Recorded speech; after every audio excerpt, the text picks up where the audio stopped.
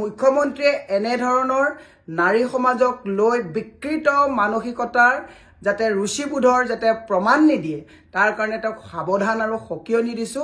নমস্কাৰ। অসমৰ মুখ্যমন্ত্ৰীয়ে যোৱাকালি এখন নিৰ্বাচনী সভাত কৈছে যে কংগ্ৰেছৰ দিনত অসমৰ মহিলাই বক্ৰপথৰে বেয়া ৰাস্তাৰে চাকৰি লৈছিলে। মই অসম প্ৰদেশ মহিলা কংগ্ৰেছৰ দায়িত্বশীল এগৰাকী মহিলা সভানেত্ৰী হিচাপে মুখ্যমন্ত্ৰীক মই তীব্ৰ ভাষাৰে ভৎসনা আৰু গৰিহণা দিছো যে যিসকলে মহিলাই কংগ্ৰেছৰ দিনত চাকৰি লৈ বৰ্তমান চাকৰি কৰি আছে প্ৰত্যেকগৰাকী মহিলাক তেওঁ অপমান কৰা নাইনে? সামাজিকভাৱে পৰিয়ালৰ সন্মুখত গোটেই অসমৰ সন্মুখত তাৰমানে কংগ্ৰেছৰ দিনত চাকৰি লোৱা মহিলাসকলক তেওঁ কি ভাষাৰে কথাটো ক'লে এই কথাটোত মোৰ সঁচাকৈ গাত লাগিছে। এজন মুখ্যমন্ত্ৰীয়ে নিৰ্বাচন জিকিবৰ কাৰণে অসমৰ মহিলা সমাজক যিটো কথা কৈ তেওঁ কটাক্ষ কৰিলে, বিপ্লৱ শৰ্মাৰ প্ৰতিবেদনৰ কথা ক'লে, মই মুখ্যমন্ত্ৰীক ক্ষমা খুজিবৰ কাৰণে মই আহ্বান জনাইছো।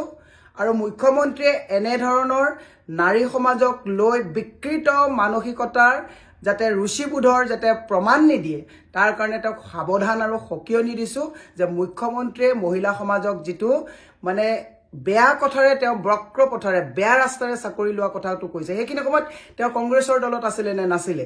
তাৰমানে মুখ্যমন্ত্ৰীয়ে বেয়া কামবিলাক তেওঁৰ দিনত তেওঁ কৰিছিলে নেকি?